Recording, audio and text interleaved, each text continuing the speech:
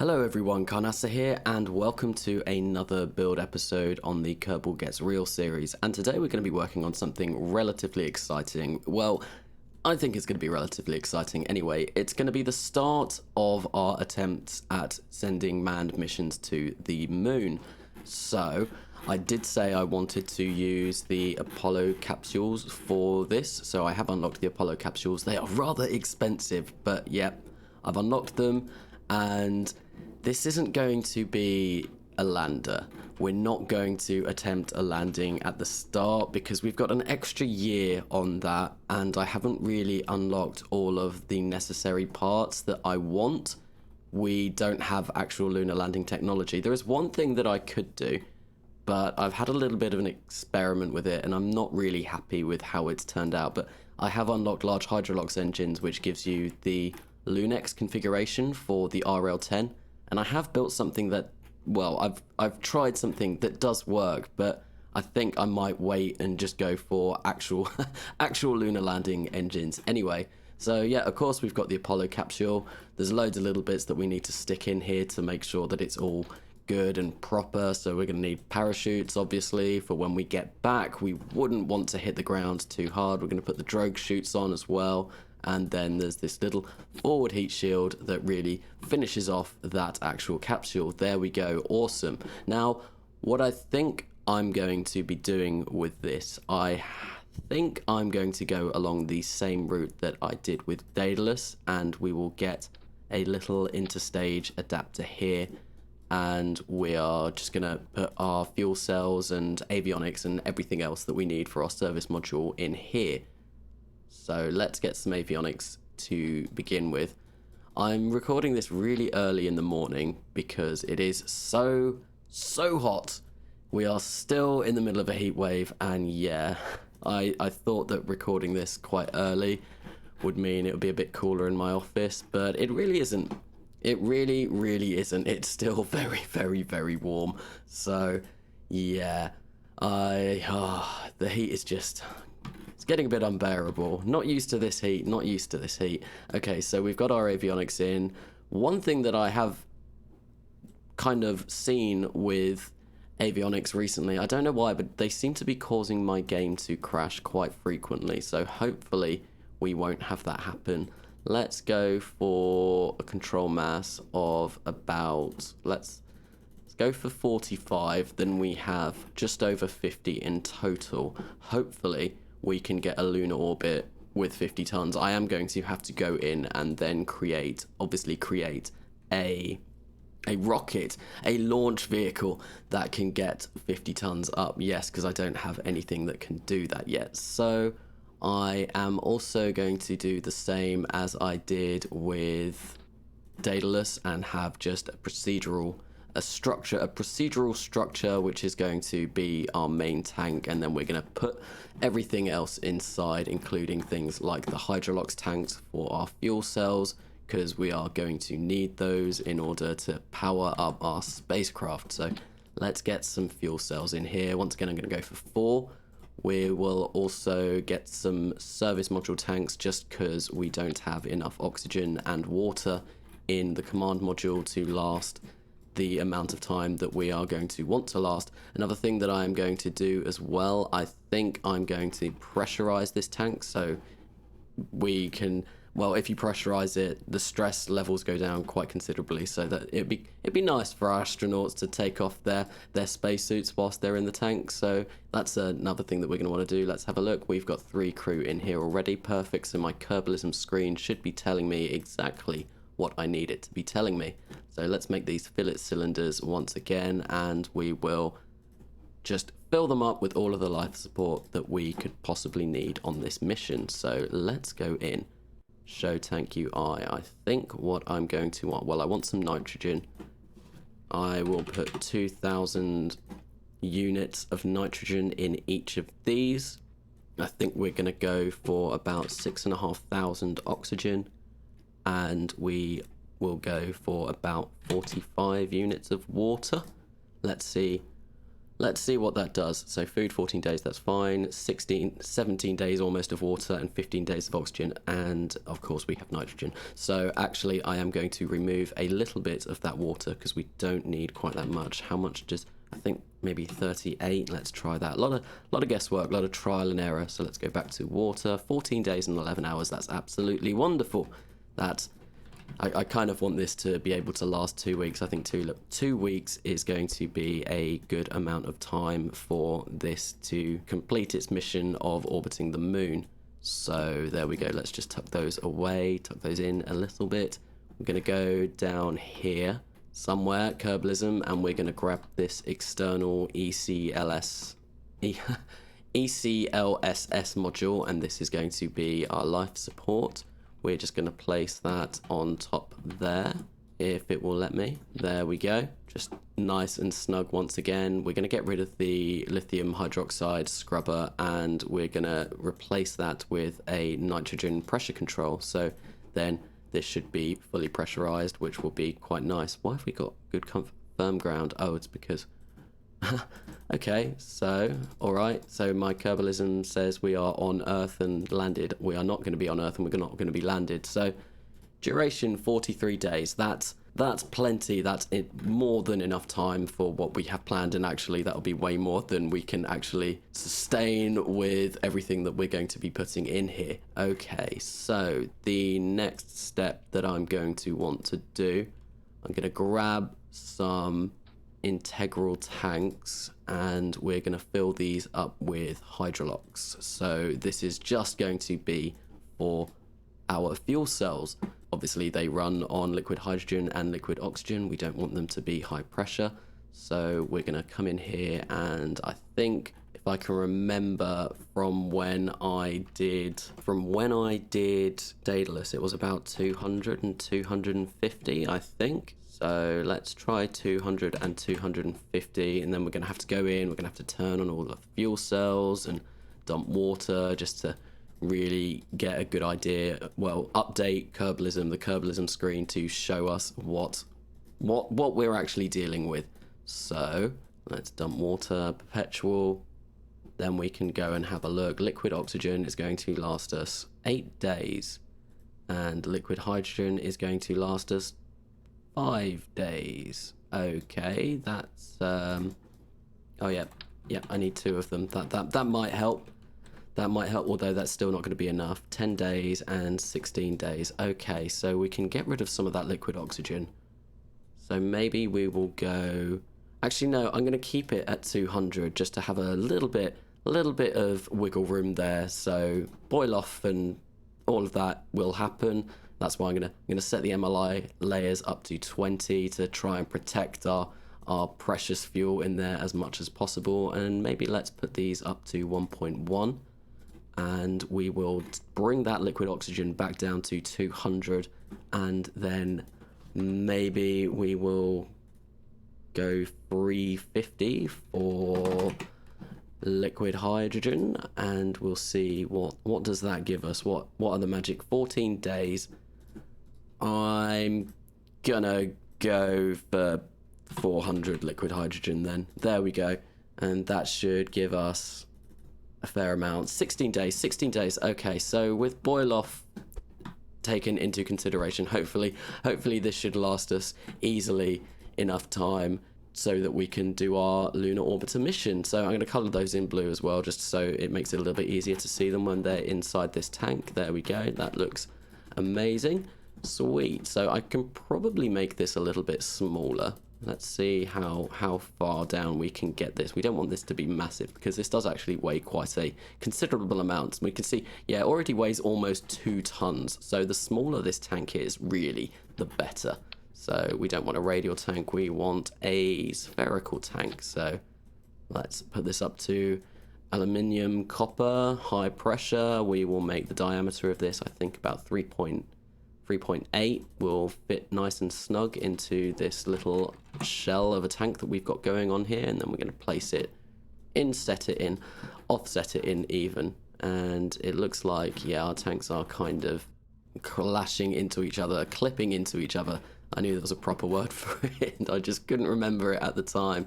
So We'll get the AJ10 propulsion system, and I think this only has one configuration. Yes, it does. Obviously, this was the engine that used to power the service module of the actual Apollo, so it's a good engine, a good rocket engine for the job.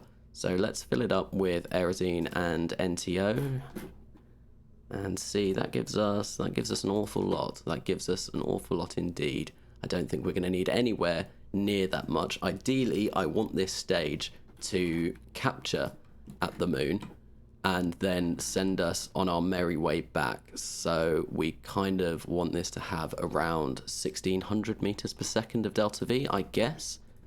So let's have a look. That's still, maybe if we go for about 2000 and then, yeah, 2000 meters per second of delta V, I think that will do us for what we want it to do. Let's kind of offset these in a little bit more, and got to try and figure out if we can, come on, let me in. I want to see where these little Hydrolox tanks are very much so clipping into this, so I might lower this down a little bit, see what that does. It doesn't particularly matter, I've said it before, but I just rather not have my tanks clipping into each other if I can help it. They still are a little bit, but I suppose if we look at this, we're barely using any utilization of this tank at all, so I guess, yeah, we just don't have fuel in those little bits. So yeah, I think that's pretty much our orbiter done. So what we want to do, we're going to put on payload fairings, obviously, so that this is all connected and all looks good. And, oh, hang on, yes, no, we are going to need some RCS thrusters on this thing. So how much does this weigh? This weighs 23 tons, so I think we are going to want to go for the big ones, just so that they can move this with relative ease. We're going to obviously switch those to Aerosine and NTO, nitrous tetroxide, I think that stands for. I can't remember. I've literally just been watching a Scott Manley video and he mentions it, and I think that's what it is. But yeah, so that is going to be our stage for the moon, our actual orbit stage. So now obviously we're going to want to build ourselves a transfer stage, and it's going to be it's going to take quite a lot to get this to the moon. So let's see if we can do it under 50 tons with this Apollo capsule. I have a bit of a feeling we might not be able to. And then obviously we are going to go and have to create ourselves a rocket that can actually get that up to space. So what do I want to use? I want to use an interstage adapter. We'll place that there. I think maybe we'll go for a good old 5 meters. I think that might do us all right. Extra height going up. This is a very, very long kind of configuration of this. So yeah, that payload fairing is going to be rather long. But oh well.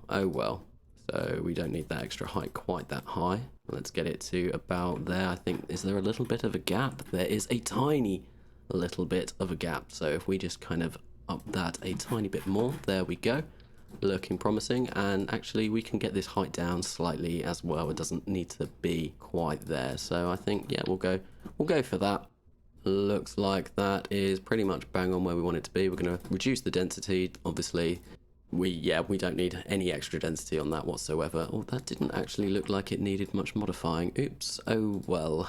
We're going to have to go in and sort that out again though, because I have just messed that up. Right, so let's have a look, and I think we're about there.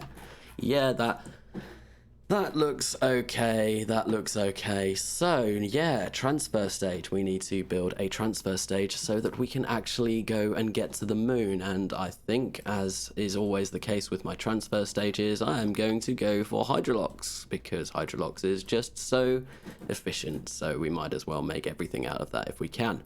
Variant. I'm going to make this a cryo. Okay, let's see.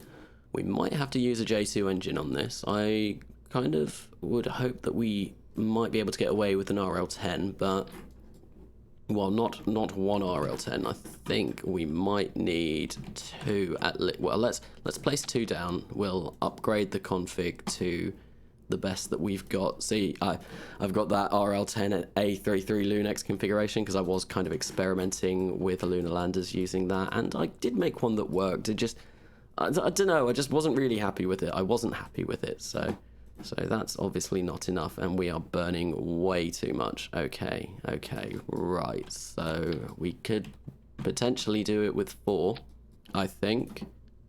So 430 seconds, that is under the rated burn time of 470, so that's not too bad. And we can just about get to the moon with this.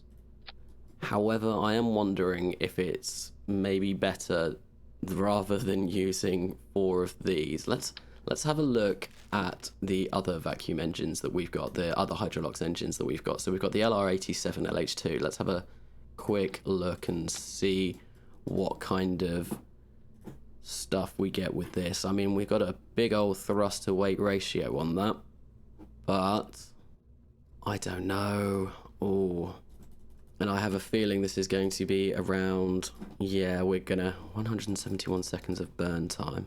What's this rated at? 360.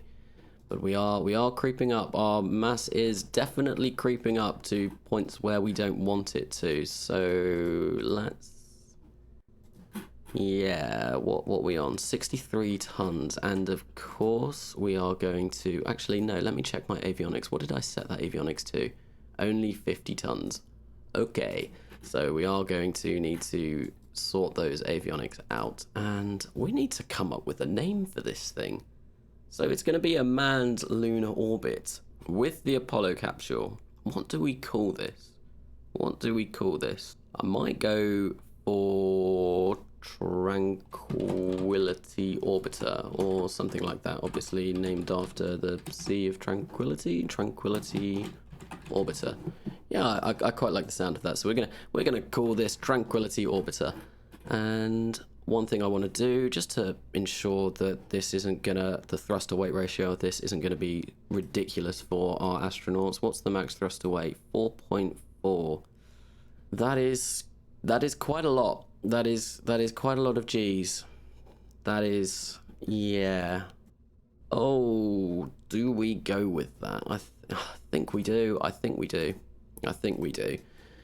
It's going to be a little bit uncomfortable for the last little bit of the burn, but it's, I think, yeah, I'm rolling with it. That's what we're going to go for. And yeah, we're going to obviously need some RCS fuel for this stage because, well, yeah, we need to be able to turn ourselves around. So we're going to fill this up with aerosine and NTO, and oh, look at that, bang on 3,150, but we are not going to need that much aerosine and NTO, I can tell you that now. So actually, no, I'm going to keep the diameter at 1 because I kind of like just how the size of that looks compared to the actual engine. So we're going to keep that at 1, and let's get that in like that, and we will kind of move them away and inset them just slightly. There we go, sweet. So that is our transfer stage all done. The only thing that we do need, actually, I was saying that we could kind of upgrade the avionics on here. Let's save this. So one thing that I have been experiencing is this does cause my PC to crash, but no, we seem to have gotten away with it this time. We seem to be fine. So let's move this up and have a quick look at our avionics. Avionics are sufficient. Perfect. That's exactly what we want to see. We can get rid of that antenna though, because we don't need that because we have one in the Apollo capsule. And yes, I think that looks promising, and I think, yeah, we'll just get that electric charge down a little bit as well. There we go, sweet. So that should now be us pretty much all done, except for one slight other thing that I need to do. We are going to, of course, place some RCS thrusters on here so that we can actually move this stage around. And oh, I should have alt tabbed, well, not alt tabbed, pressed done this, switched this to Aerosine 50, and then just, oh, I'm a bit, why is that not working? Why wouldn't it let me grab that? There we go. So yeah, then hold Alt and pick that up just to like copy it. It's just a quick little shortcut that I'm sure probably people that watch these videos anyway already know about that, but still, yeah, just a little shortcut to copy something, and you can copy like anything. So like I could copy all of this. So yeah, just by holding down Alt, and now that has caused my game to freeze.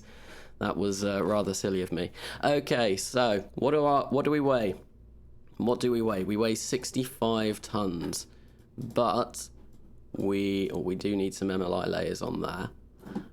But we can maybe get rid of some of this, I think. Can we get it below 1,606? Well, I mean, that's barely enough to orbit and return. That is really pushing it. Where are these? In the... there. Okay, so... wait, no. Oh, but they're there already. Okay. Right. So... yeah, that's... oh, that's really gonna be tight, and to be honest, that doesn't actually help us out an awful lot. Let's see, what if we take this down to 3,150 now? Okay, that's too much. We've gone down too much there. That looks like it's spot on. Yeah, no, we're still, what I might do, I might make this up to 6 meters, and then make this, to do it so that we get this to about 3,150, and then we'll see what we're working with. So yeah, that looks like it's going to be about where we want it, I think.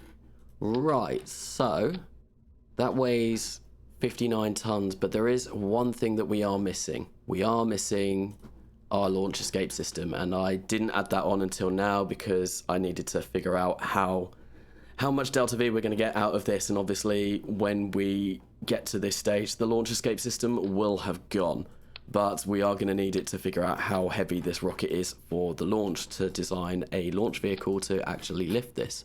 So that, yeah, got the launch escape. So 63 tons, so 65 tons. We need to build a launch vehicle that can lift 65 tons. I think it's doable. We've unlocked F1 engines and all of those, so let's save this now, and then we will actually, I'm going to come in and obviously do my abort. So we want to activate engine, we want to decouple this, and then I'm not going to be able to select the parachutes, am I? Oh well, I'll have to do that manually. In the event of an abort, I will have to activate those parachutes manually. So, right, and I'm going to quickly go through all of the staging as well. So when this fires, I also want that to fire, and I also want, where is it? There's got a, yeah, there we go. I want that to go as well. So I want those all to decouple when we activate our transfer stage, our translunar injection stage. So let's just get those back up. And there we go. Oh, no, they are hanging off. They are hanging by a thread. So we want to sort those out as well. Right, there we go. I'm going to save that now. And now we are going to go in and create our launch vehicle. So once again, 65 tons roughly is what we're going to need. So let's come in and create a launch vehicle. So this is going to be, what do we want? We want just a tank just to fill up with lead. So I hate that it spawns you like spawns you, I guess that's the right word, moves the camera all the way to the top of the vehicle assembly building. It's rather annoying. Why not just put the camera where you're actually working on? Okay, so show tank UI, we're going to fill this with lead. We are on 6 tons at the moment, so obviously we need to be quite a little bit bigger than this. We want this to be about 65.7.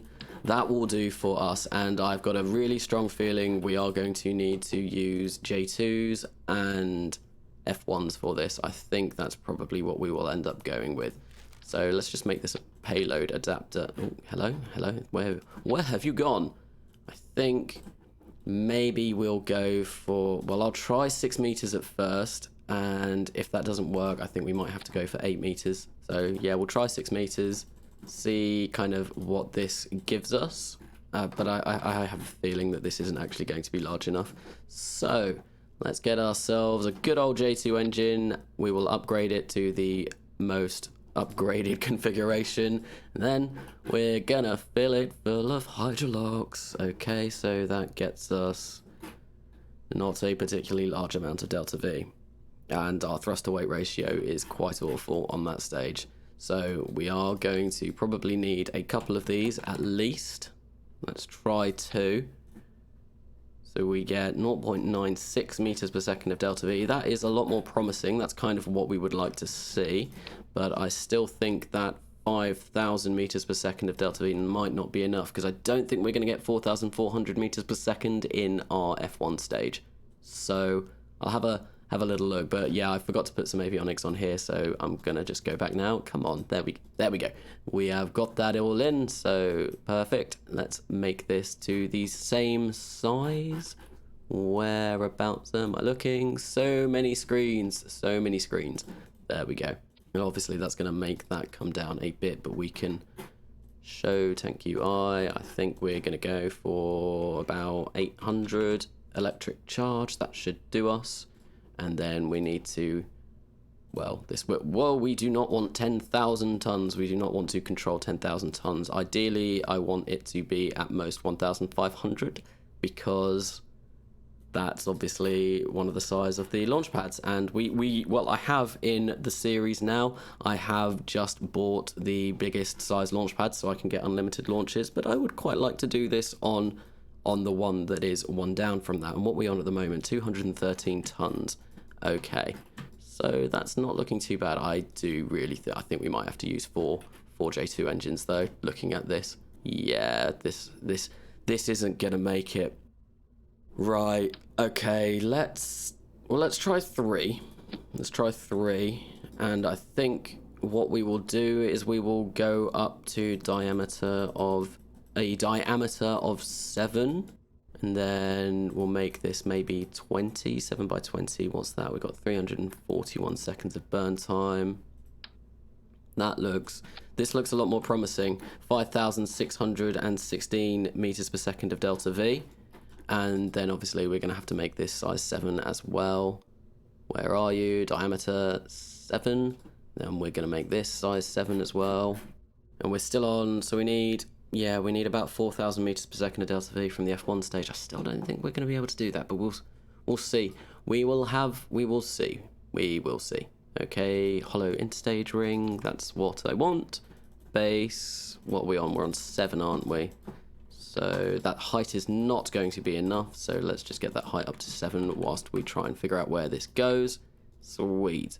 Now we can reduce that height a little bit until it fits snugly inside. I'm going to open this up so I can actually see what I'm doing and move this up a little bit higher. Awesome.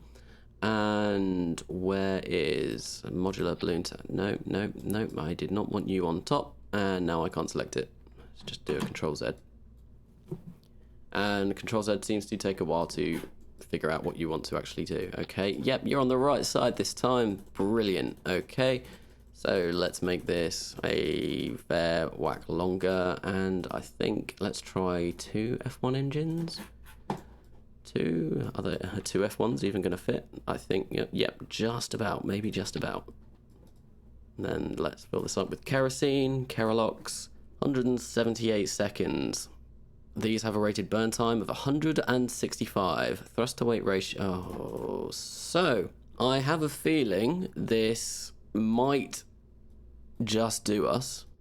However, I also think we might need to put some boosters on the side just to actually get this thing up. So what I'm going to do is I think I'm going to go for a couple of E1 boosters on this bottom stage, and I won't have them burn at the same amount of time. Yeah, I don't think they'll have them burning for the same amount of time as like this core stage, because I want them to separate before, just to try and avoid getting some ridiculous G-forces.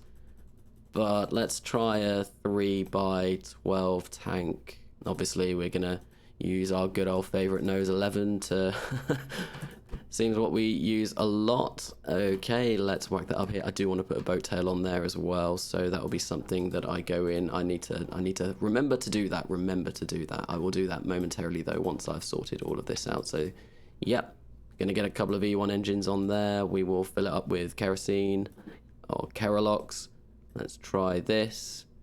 So we now get a thrust to weight ratio of 1.15 off of the pad. I think I might only make these a little bit smaller. So these booster, yeah, these are going to be very, very tiny boosters. Well, they're not, they're 3 meters wide. They are very big, but compared to the actual core, I think, yeah. So 100 seconds of burn time on that means we get another 82 seconds on that. Our delta V is currently 9,603, which is pretty much where we want it to be. I am going to add a boat tail, and then obviously we need to add all of the fairings for the interstage. And yeah, I think that will be us done. I'm gonna add some little boat tails to these as well. So let's get a mount. We'll do this with the mount because we can. So I don't want a shroud like that. Yeah. Well, no, don't pick that up. We'll go for that. There we go. They kind of do look. I might replace those with a coupler that is a little bit closer. So we'll get to there like that, and then we'll just place that on like that. There we go. Yeah, it looks a little bit better like that. So let's get those, drag those up, have those roughly, I reckon, there once we put the actual boat tail on this. So let's grab the boat tail now. I think it was 7 meters wide, this rocket, wasn't it? And it's quite good. We are going to be under 1,500, which is something obviously I said that I would quite like to achieve. So that's going to be nice. No, we we definitely do not want 4 F1 engines on this stage. So okay, right, let's whack this on, and we're going to have to try and make it so that it kind of works. And inset these slightly. So I think we're going to need this to be a little bit wider, because obviously those F1 engines are coming out there. So let's set the top to be like 7.5, and that kind of, yeah, 7.5, and that actually encompasses those F1 engines completely. And let's do our fairing auto shape, and we'll cycle end. No, I don't want to mess around with that. Cycle start, I guess. Yes, that's what I wanted to do. Okay, so we are looking at 9,588 meters per second of delta V, so that is more than capable. What are our thrust to weight ratios? Max are all looking rather promising, so they are not going to be particularly gruesome for astronauts. 4.28 is the absolute max, which is, yep, that's fantastic. So yeah, now I need to think of a name for this thing. To be honest, I think this thing is only going to be used for our orbiter, for, what was it, Tranquility Orbiter. So yeah, I think this will just be the Tranquility Orbiter launch vehicle, and we might reuse it at later dates for other missions, but at the moment this is all it's going to be for. So what did this could do? 65 tons to low Earth orbit launch vehicle. Okay, so we're going to save that, and we need to mess around with the avionics. No, we don't. We sorted out the avionics already. That was something that I did to begin with. That's very unusual of me. Usually I don't bother doing that until the very end. Okay, so the only thing that is left to do on this thing... Oh, no, I am going to want some separation motors on this, just so, once again, that we don't go smashing into our core stage and causing a very expensive firework. So let's get those on just about there. Yep. That is now hugging our rocket very tightly, so I might actually pull these out ever so slightly. I don't know why that did that, because yeah, now look, we still are attached to the decoupler there, so yeah, that doesn't matter all too much. Okay, so yeah, we're just going to place those there, and then we're going to place some at the bottom as well, just so that we can get these spent boosters away as safely as possible. So now this is going to be tricky trying to get these in whilst I'm in the boat tail. Oh dear. There we go. There we go. I think that's exactly where we want them. So let's get those on those radial decouplers to fire off when those go, and then we want that. And actually we are obviously going to want some separation motors and all of that on here. We might as well use these because these look, well, cool. So I want to use them because they look pretty awesome. So we'll have those there like that. For ullage, I don't think we particularly need to ullage it, but you know, we will have these the other side, going this way to separate the stage. There we go. There we go, there we go, there we go. Right, so these need to go here and these need to go here. And yeah, that's that done. So save that. I think that is that actually done now. So I'm gonna save it, and then we will put this as a sub-assembly, and then I'm gonna go and attach this to Tranquility Orbiter. So name Tranq Orb LV. Description, 65 tons, low Earth orbit launch vehicle. Save. Sweet. Right, save, and we will go back to Tranquility, and now you get to see the hideous mess that is my craft files. Okay, where is Tranquility Orbiter? There we go. There we go. Load that up. Give it a second. Come on. You haven't crashed, have you? There we go. Sweet. So we are back with Tranquility Orbiter, and we will just move this up a tad, and then we will get the launch vehicle out and attach it to it. Where are we? Tranq Orb launch vehicle. Sweet. So I think I did sort out all the staging on this already. Yeah, I'm fairly certain that I did. So, oh no, I forgot to take the avionics with us. Oh well. So now all I need to do is build an interstage to connect these up together. So let's get our coupling and build an interstage. Which interstage do we want? I think we'll just go for the hollow interstage ring. Attach that on there. Top was going to be, was this 5 meters? 5 meters. So the top needs to be 5 meters. Base needs to be 7. So something like that, then we can put this avionics on, and to be honest, it doesn't matter. Oh, hello, stop. Make sure our symmetry's down before trying anything like that. Come on, I want you to go underneath.